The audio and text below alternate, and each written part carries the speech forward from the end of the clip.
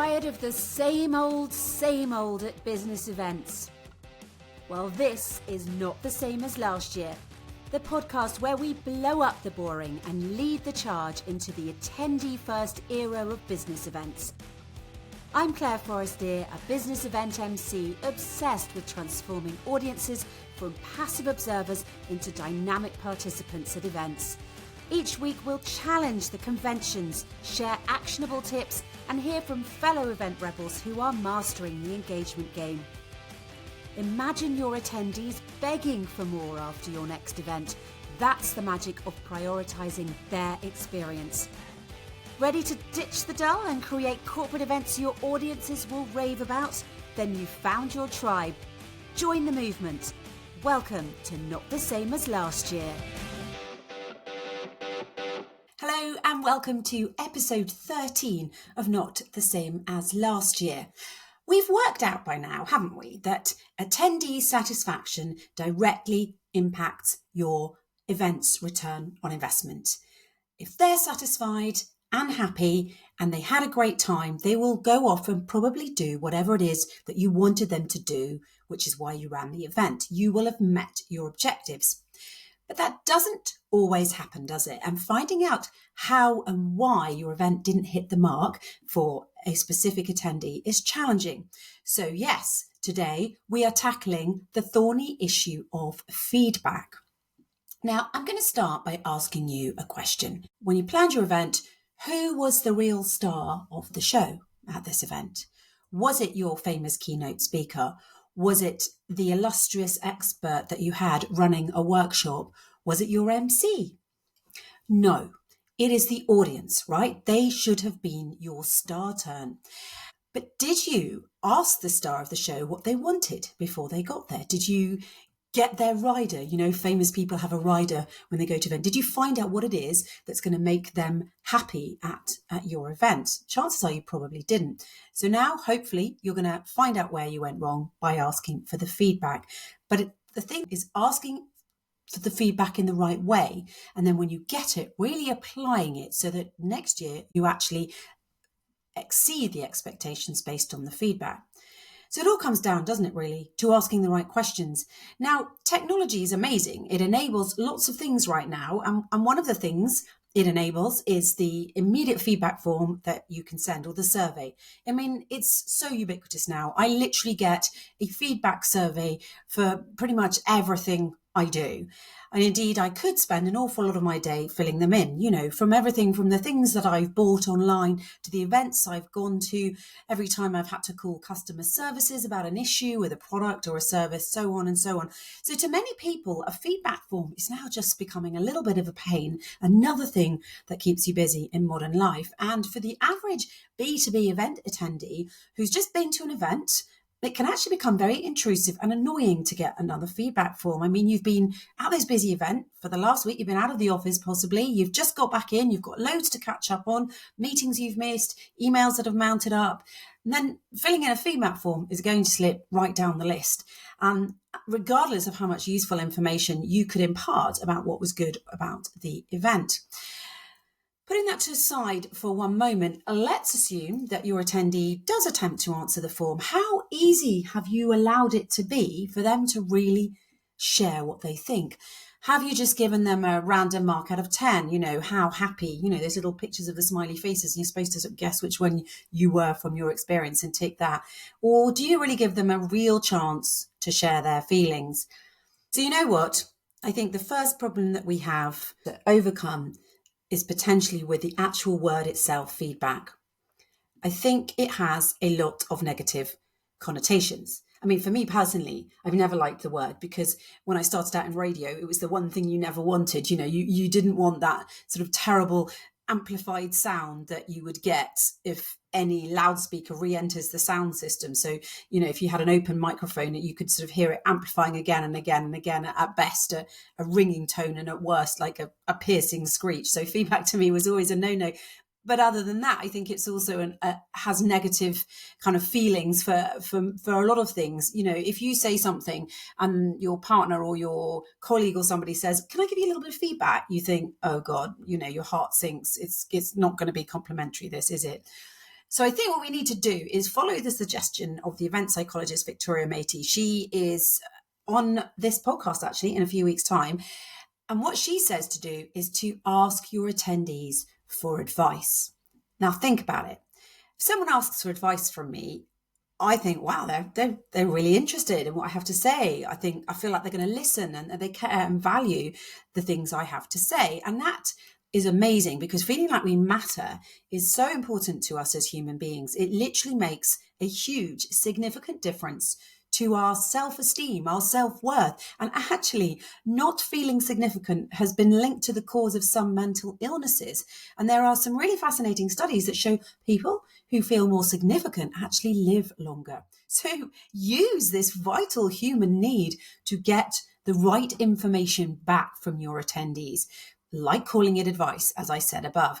If your attendee feels that their advice is going to make a difference, they will feel special, that they matter, and actually they'll be far more likely to fill in that darn form that you really need. So we want to think as well of feedback as gathering insights from our attendees, not like, oh, I've got to get some good marks, got to get my scores, and that's what this feedback's all around. It's almost like you want to get valuable wisdom from that person who just came to your event so that you can get it better, or if you got it right, even more right next time, really even better. So if you explain to your attendees that if you share your advice, you're actually going to be shaping the future of the event and ensuring that it really meets your needs. And when you do send the form, please do it properly. Don't just send the multiple choice questions. I mean, you can send them, but make sure you give much more opportunity than that. Really consider the questions so you're really asking the right ones. You're not just bombarding them with loads of pointless ones where they've got to fill in name and the second name. It just gets boring. Just quickly, you should have that information. You should know who they are, and you can just quickly send them out the feedback, and it comes back with exactly their results, and you can connect it to each other. And there is the tech to do that. I know there is. So then it's also about using a mixture of types of questions. So, multiple choice, rating scales, open-ended questions. Make sure your form is really intuitive and easy to use and looks appealing. It actually needs a lot of time and effort spent on it. This isn't something you just chuck out at the end. This is something that, you need to consider. You really want to get this information. If you really want to get it, then work hard at getting it. And I think, think about it. Feedback can sort of feel like, say that random stew that somebody makes out of the leftovers in the fridge. Some amazing, delicious bits. And then some bits you're like, I don't know what that is, but I don't like swallowing that. So you need to be ready and you need to be willing to get the negative feedback as well. And also share back to the people who've given the negative about how you're going to resolve it. And now you've got that feedback, or the input, or the preferences, or the advice from your attendees, whatever you choose to call it. How do you use this incredible information, this data? Because we know everybody collects a lot of data now, but how effective is it? It's only effective if you use it to gain some actionable insights and then go and act on those insights. And how do you show the people who bothered to fill out that form that you actually heard what they had to say and you're going to make the changes they asked for or add the things they want? First off, I personally, an automated thank you that's just come generally, and I've spent a lot of time filling in a form, feels a bit annoying. I think if some individuals have really bothered to give you the good stuff, then respond and let them know you appreciate it. You could even go one step further and think, gosh, they've got a lot to say. This is really interesting. They're really engaged in this event. So maybe invite them back. Get them to be on a panel next time if they said the panels weren't very good, or get them to help design the agenda, or get involved in some co-creation or just content planning for the event. Because, that word co-creation, it is a kind of feedback, because it means your attendees are with you, giving you kind of current feedback all the way through, making sure that the event that they want to go to is actually going to happen. Now, I talked about this, I think, in episode 6, when I talked to you about some ways to let the attendees take the wheel. So if you like what I'm having to say here, go back and listen to episode 6. Now, we're also told, of course, that the timing of your feedback form or your advice gathering is really vital, and we should push to get it out within 48 hours of the event, because then people get so busy and then they don't fill it in. So I think, as well as saying we really need your advice and we're asking you now while it's fresh in your head, maybe offer an incentive, a gift. If you get this feedback form in, then we will offer you this gift or that gift or whatever it is that you think is going to work for your specific event. And of course, you can get information and feedback and advice throughout the event with the technology that's available now. You can get people to be responding to questions in the app. If they're coming up quickly and your app is easy to use, it's almost like a Slido or a similar Mentimeter idea that they can just quickly respond there and then. So you get a pretty good idea before they've even left what they're thinking. We're in the middle of a lot of politics this year. It's kind of like early exit polls. You're getting responses from people before they go home and fill in the form. And that gives you really good information very, very quickly. Ask things like, what are you enjoying here at the event? What is not working for you today? What do you wish we provided today? What have you not managed to achieve? So I did this at a talk recently. I was actually giving a workshop session on the subject of attendee experience, funnily enough. And so I asked everybody there what they were loving and hating about the event. Now, one man told us that he loved the buddy system that was in place that had been set up, because it meant that when he arrived, he immediately had someone to talk to because he didn't know anybody at the event. And it was a great idea. That's what he loved. But then others said, well, I didn't know about it because the app wasn't working. I'd love to have known about that. So, of course, that event gets a great point for providing an amazing resource, and at least half a point off for not being able to promote it properly or get their app to work. Now, it was interesting as well that one person came up to me afterwards and he said, I didn't say my thing in the group because I didn't want to, turn the session into a ranting about what was wrong at the day that we were at the event, which was really, really good. And he then shared some information with me, which I could pass on to the organisers. And it made him feel good that he'd been able to get it off his chest. And that's quite interesting, isn't it? I think when we talked to Kelly, who's also an event psychologist, and I cannot remember what session that was. I think it was quite recent, wasn't it? Episode 10. She was saying to me, there's a lot of importance about the psychology of feedback is that people need to get their feelings physically out of the body. Like that man said, he wanted to get it off his chest. They want to get the irritations and the annoyances out. And sometimes just getting out verbally is what helps. He doesn't have to do it in the formal way. So, we talk about polling a lot in events right now, to gather attendees' questions for speakers as a way of encouraging engagement. So you've got attendees now that are getting polling. They understand it. They understand the Mentimeter. They understand the Slido and all those things. So, keep asking questions about the event in the poll sections too. People are used to that now, and it's super quick.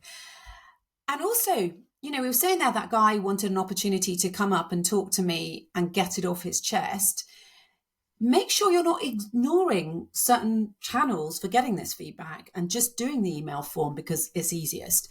You are then just doing that, limiting other opportunities for your attendees to express their opinions, because there are lots of ways to gather it now.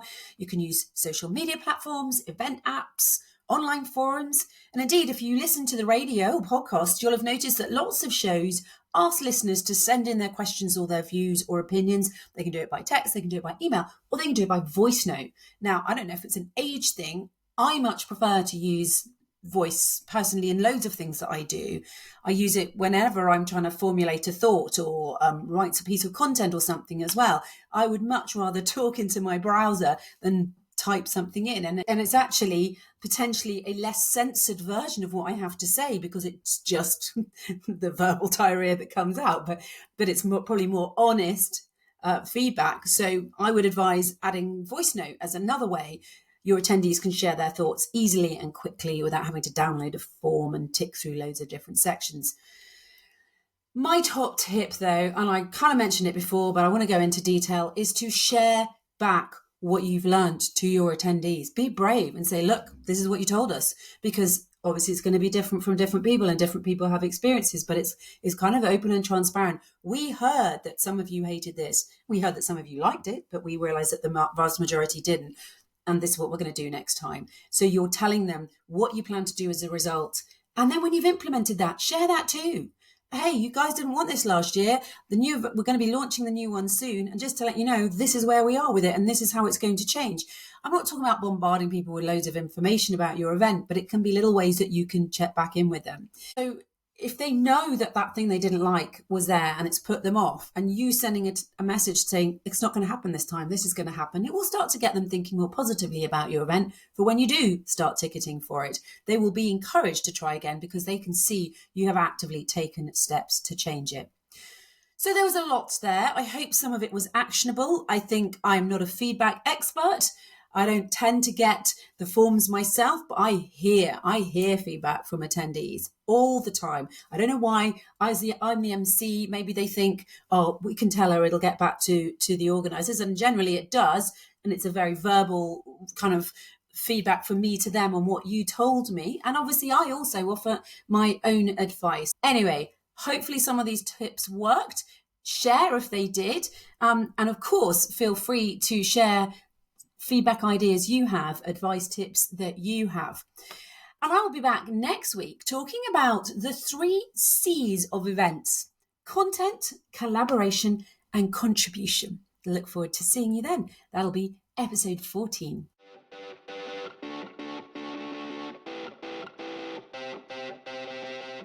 And there you have it. I hope you're inspired to revolutionize the attendee experience at your next event. Ready to dive deeper? Download your free guide, 5 ways to elevate your attendee experience without breaking the bank. The link is in the show notes. Subscribe to Not the Same as Last Year podcast, connect with me, Clare Forestier, on LinkedIn, or visit my YouTube channel for even more tips and insights to make your events a hit with your attendees. Don't forget to leave a review wherever you get your podcasts. Your feedback is going to fuel my mission.